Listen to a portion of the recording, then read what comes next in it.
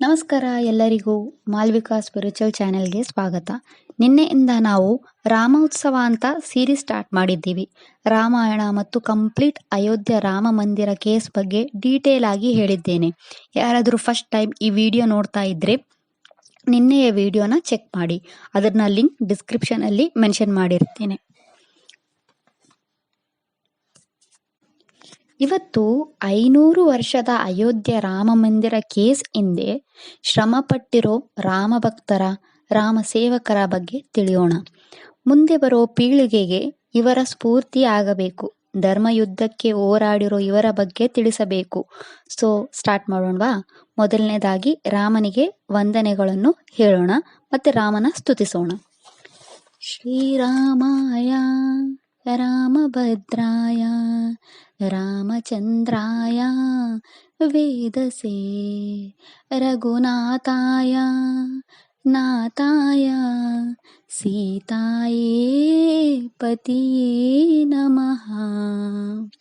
ಶ್ರೀ ಸೀತಾ ರಾಮಚಂದ್ರಾಯ ನಮಃ. ಓಂ ನಮೋ ಹನುಮತೆ ನಮಃ. ಶ್ರೀ ಗುರುಭ್ಯೋ ನಮಃ.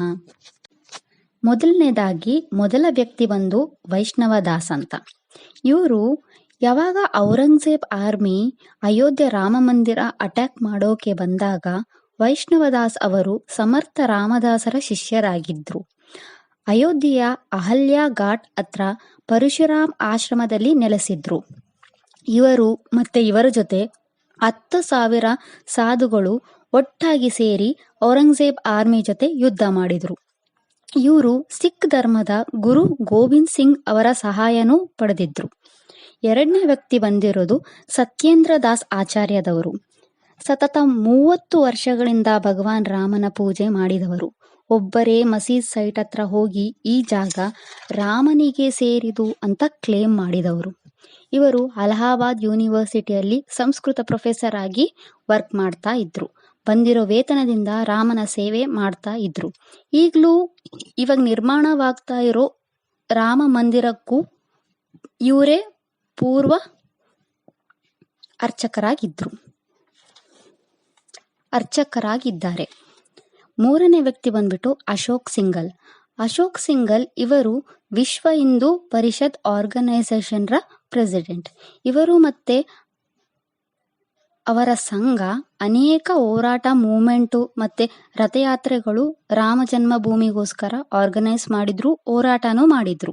1980 ಇವರು ರಾಮ ಮಂದಿರ ನಿರ್ಮಾಣ ಸಂಕಲ್ಪ ಮಾಡಿದ್ರು ಮತ್ತೆ ಮಂದಿರದ design, architecture, blue print ready ಮಾಡಿದ್ರು.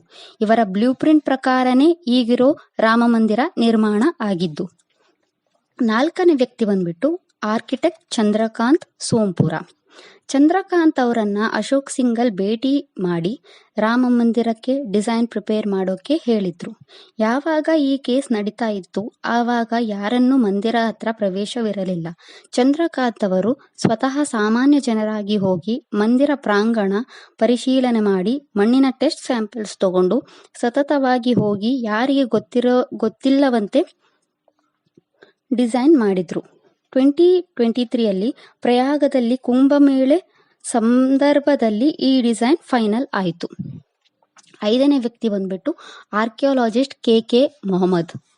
ಇವರು archaeological survey of India ASI regional director.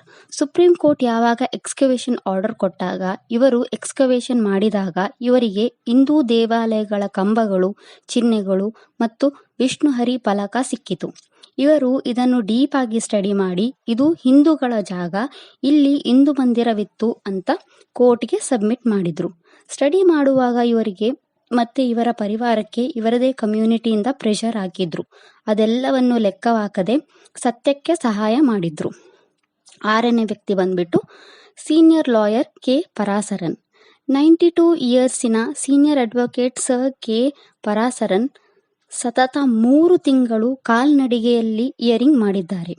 Senior judge ಇವರನ್ನು ಕೂರೋಕೆ ಹೇಳಿದಾಗ ನಾನು ಕೂರೋಕೆ ಆಗಲ್ಲ, ಯಾಕೆಂದರೆ ಇವತ್ತು ನನ್ನ ಕ್ಲೈಂಟ್ ದೇವರಾಗಿದ್ದಾರೆ ಅಂದಿದ್ರು.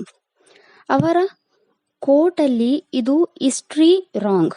ಬಾಬರ್ 433 ಇಯರ್ಸ್ ಹಿಂದೆ ಮಾಸ್ಕ್ ಕನ್ಸ್ಟ್ರಕ್ಟ್ ಮಾಡಿದ್ದಾನೆ, ಅದು ನಮ್ಮ ಭಗವಾನ್ ರಾಮನ ಜನ್ಮ ಜಾಗ ಅಂತ ಅಪೀಲ್ ಮಾಡಿದ್ರು.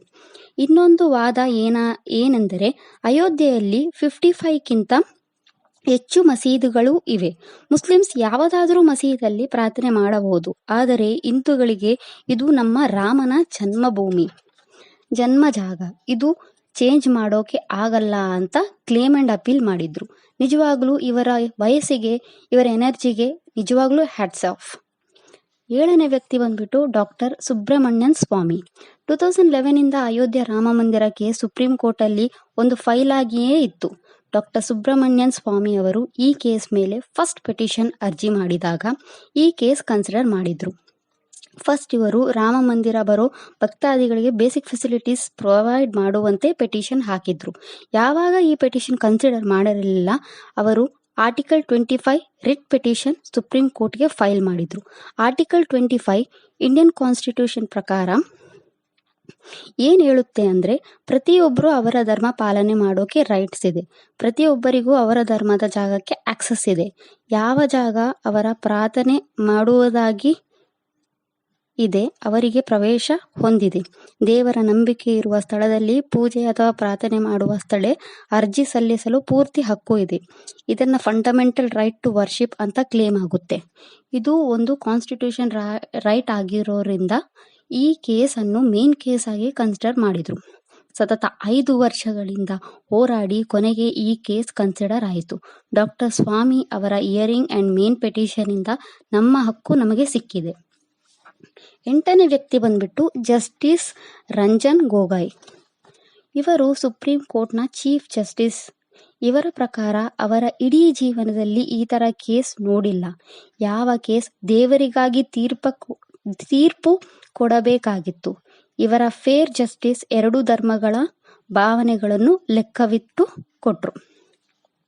9ನೇ ವ್ಯಕ್ತಿ ಬಂದ್ಬಿಟ್ಟು ದಿಯೋಗಿ ನಂದನ್ ಅಗರ್ವಾಲ್. ಇವರು ಅಲಹಾಬಾದ್ ಹೈಕೋರ್ಟ್ನಲ್ಲಿ ರಿಟೈರ್ಡ್ ಜಡ್ಜ್. ಇವರು ಇಡೀ ಜೀವಮಾನ ಅಯೋಧ್ಯೆಯಲ್ಲಿ ಕಳೆದಿದ್ದಾರೆ.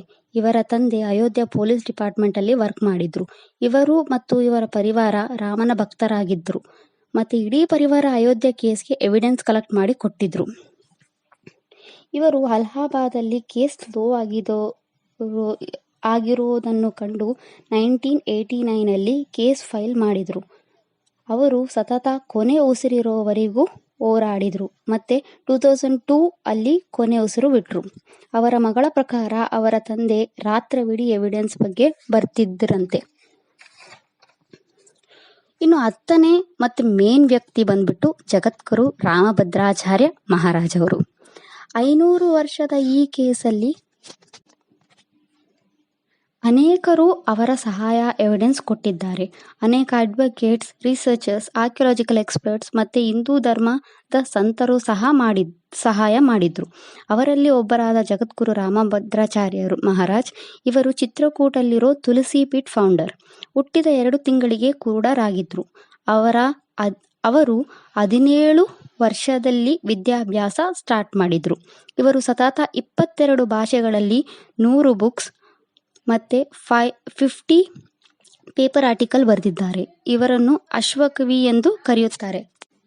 ರಾಮಚರಿತ್ ಮಾನಸ್ ಮತ್ತೆ ಹನುಮಾನ್ ಚಾಲಿಸಾ ಮೇಲೆ ಅನೇಕ ಕಾಮೆಂಟ್ರೀಸ್ ಕೊಟ್ಟಿದ್ದಾರೆ. ಇವರು ಒಬ್ಬ ಕಥಾವಾಚಕರು. ರಾಮಾಯಣ ಮತ್ತೆ ಭಾಗವತದ ಮೇಲೆ ಪ್ರವಚನ ಮಾಡುತ್ತಾರೆ. ಇವರು ವಿಶ್ವ ಹಿಂದೂ ಪರಿಷತ್ ಸಂಘದ ಅಧ್ಯಕ್ಷರು. ಭಾರತದಲ್ಲಿ ಯಾವಾಗ ಮನಮೋಹನ್ ಸಿಂಗ್ ಸರ್ಕಾರವಿತ್ತು ಅವಾಗ ಸೋನಿಯಾ ಗಾಂಧಿ ಅವರು ರಾಮ ಅಯೋಧ್ಯೆಯಲ್ಲಿ ಹುಟ್ಟಿಲ್ಲ ಅಂದಾಗ ಮಹಾರಾಜ್ ಅವರು ಮನಮೋಹನ್ ಸಿಂಗ್ ಅವರಿಗೆ ಪತ್ರ ಬರೆದಿದ್ರು. ಸೋನಿಯಾ ಗಾಂಧಿ ವಿದೇಶದವರು. ಅವರಿಗೆ ನಮ್ಮ ಗ್ರಂಥಗಳ ಬಗ್ಗೆ ಗೊತ್ತಿಲ್ಲ. ಬಟ್ ನಿಮಗೆ ಆದ್ರೂ ಗೊತ್ತಿಲ್ವಾ? ನಿಮ್ಮ ಸಿಖ್ ಧರ್ಮದ ಗುರು ಗ್ರಂಥದಲ್ಲಿ 2500 ಟೈಮ್ಸ್ ರಾಮನಾಮದ ಉಚ್ಚಾರವಿದೆ ಎಂದು ನೆನಪಿಸಿದ್ರು. ಅಯೋಧ್ಯೆ ಕೇಸ್ ನಡೆಯುವಾಗ ಜಡ್ಜ್ ಅವರು ಅವರನ್ನು ನಿಮಗೆ ಕಣ್ಣು ಕಾಣಿಸೋದಿಲ್ಲ, ಸಾಕ್ಷಿ ಹೇಗೆ ಕೊಡುತ್ತೀರಾ ಅಂತ ಕೇಳಿದಾಗ ಅವರು ಕೋರ್ಟ್ ಅವರಿಗೆ ನಿಮಗೆ ಯಾವುದರ ಮೇಲೆ ಸಾಕ್ಷಿ ಬೇಕು ಅಂತ ಕೇಳುತ್ತಾರೆ. ಅವರು ನಮಗೆ ಶಾಸ್ತ್ರೀಯ ಸಾಕ್ಷಿ ಬೇಕು ಅಂತ ಕೇಳಿದಾಗ ಅವಾಗ ಅವರು ಶಾಸ್ತ್ರೀಯ ಸಾಕ್ಷಿಗೆ ಭೌತಿಕ ಕಣ್ಣುಗಳು ಬೇಕಿಲ್ಲ, ಶಾಸ್ತ್ರನೇ ನಮ್ಮೆಲ್ಲರ ಕಣ್ಣು, ಯಾರ ಹತ್ರ ಶಾಸ್ತ್ರವಿಲ್ಲ ಅವರೇ ದೃಷ್ಟಹೀನರು ಅಂತ ಹೇಳಿದ್ರು. ಇವರ ಮಾತಿಗೆ ಕೋರ್ಟು ಒಪ್ಪಿಕೊಂಡ್ರು. ಎಲ್ಲ ಧರ್ಮ ಆಚಾರ್ಯರು ಇವರನ್ನು ವಾದ ಮಾಡಲು ಹೇಳಿದಾಗ ಅವರು, ನನಗೆ ರಾಮ ಬೇಡ ಅಂದ್ರೂ ವಾದ ಮಾಡುವೆ, ಯಾಕಂದರೆ ನಾನು ವಶಿಷ್ಠ ಗೋತ್ರದ ಬ್ರಾಹ್ಮಣ, ನನ್ನ ರಾಮಲಾಲ ಇನ್ನೂ ಚಿಕ್ಕವನು, ಅವನನ್ನ ನಾನೇ ಕಾಪಾಡಬೇಕು ಅಂದ್ರು.